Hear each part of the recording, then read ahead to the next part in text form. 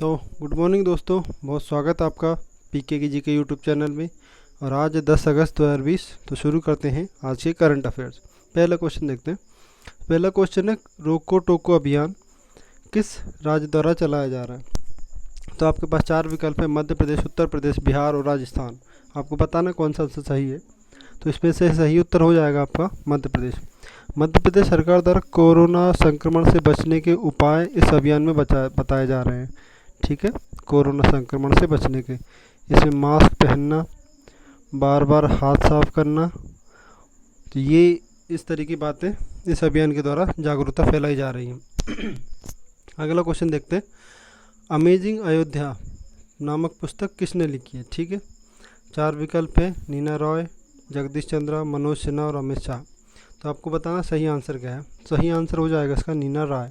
तो नीना राय जी ने हाल ही में पुस्तक लिखी है जिसका नाम है अमेजिंग अयोध्या।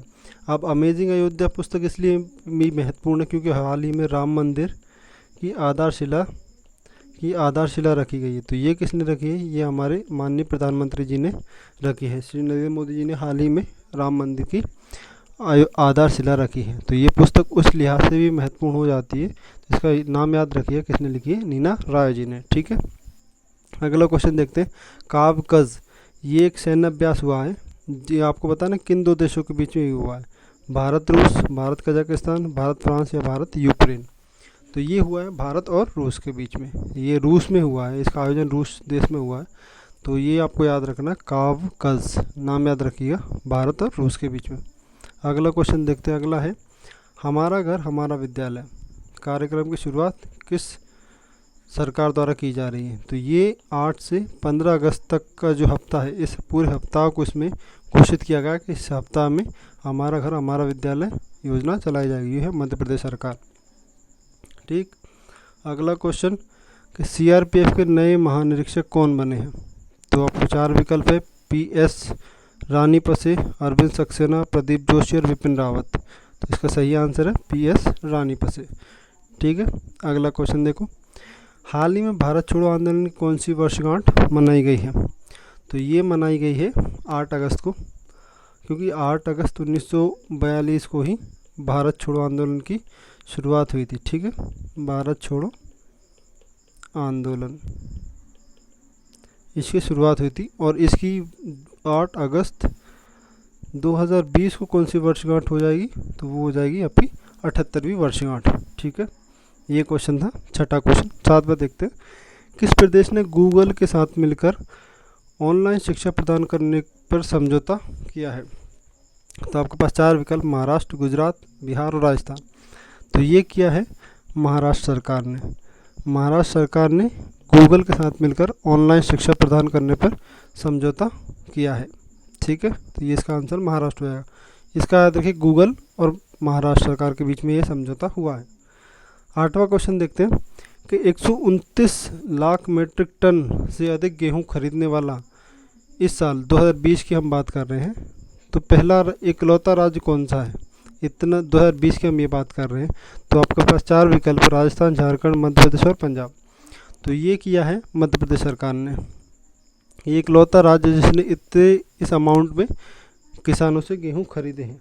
ठीक है, तो ये था हमारा आज के करंट अफेयर्स के 8 सवाल। अब देखते हैं कुछ एमपी के 2 टॉपिक। अभी तक हम नदियां देख रहे थे, नदियों में जो इम्पोर्टेंट थी वो मैंने आपको बता दी। अब ये कुछ एक टॉपिक है, ताप विद्युत ग्रह, मध्य प्रदेश के जो महत्वपूर्ण ताप विद्युत ग्रह हैं उनके बारे में हम जानकारी देखेंगे यहाँ पे। तो पहला है अमरकंटक ताप विद्युत ग्रह। इसकी लोकेशन क्या है? ये अनूपपुर ज़िले में है और इसकी क्षमता है वो 450 मेगावाट है। ठीक है, अगला सतपुड़ा ताप विद्युत ग्रह, इसको सारणी ताप विद्युत ग्रह भी कहा जाता है क्योंकि सारणी में, ये बैतूल में है। इसकी जो क्षमता है वो है 1330 मेगावाट। अगला देखें संजीव गांधी ताप विद्युत ग्रह जो कि वीर सिंहपुर में है, ये उमरिया में है। इसकी क्षमता 1340 मेगावाट। ठीक, अगला है बीना ताप विद्युत ग्रह, यह सागर में है। इसकी क्षमता 500 मेगावाट है। और ये इंपॉर्टेंट है आपका यहाँ पे, चांदनी ताप विद्युत ग्रह, यह नेपानगर बुरहानपुर में है।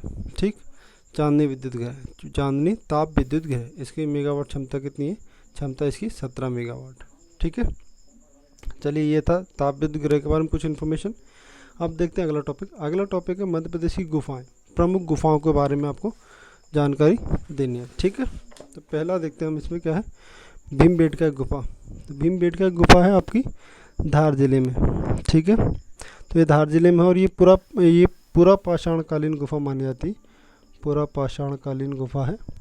ठीक है, इसको 2003 में यूनेस्को की वर्ल्ड हेरिटेज साइट जो होती है उसमें इसको शामिल किया गया। ठीक, और इसको अगर हम ये बात कहें किसके द्वारा खोजी गई थी, तो इस खोज का श्रेय जाता है विष्णु वाकणकर जी को।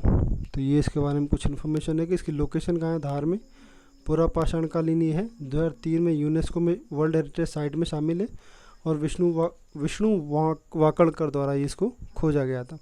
अगली देखते हैं हम उदयगिरी की गुफाएं। उदयगिरी की गुफा है विदिशा में, विदिशा जिले में है। इनकी संख्या जो है वो 20 है। ठीक है, ये 20 की संख्या में ये गुफा है और गुफा नंबर 1 और गुफा नंबर 20 इनका जो संबंध है वो जैन धर्म से माना जाता है, जैन धर्म से इनका संबंध है गुफा नंबर 1 और गुफा नंबर 20 का। ठीक है, और ये गुप्त वंशीय गुफाएं मानी जाती है कि ये गुप्त वंश का जब शासन था तब इन गुफाओं का संभवतः निर्माण किया गया था। ठीक है, अगले देखते हैं बृहत्तरी की गुफाएं। ये बृहत्तरी की गुफाएं ये है उज्जैन में।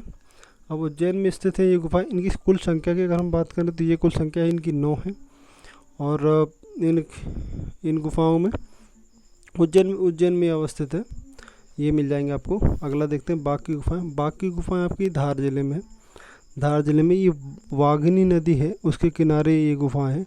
तो नदी याद रखिएगा, दोबारा लिख देता हूँ, वाघनी नदी के किनारे ये गुफाएं हैं। ठीक है, अब ये जो गुफाएं हैं इनमें जो गुफा नंबर, ये इनकी संख्या भी 9 है।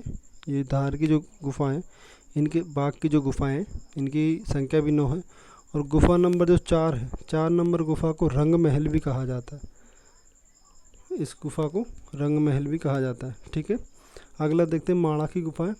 तो माणा की गुफाएं आपको मिलेंगी सिंगरौली ज़िले में, सिंगरौली ज़िले में मिल जाएंगी।